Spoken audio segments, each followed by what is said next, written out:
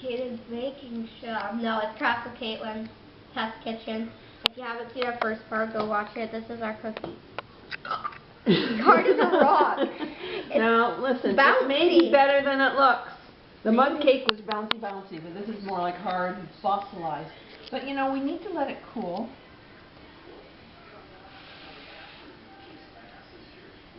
I don't like it. It tastes like poop. Tastes like a... Well, be with us next time as we experiment with more mug-like cakey cookies. Subscribe!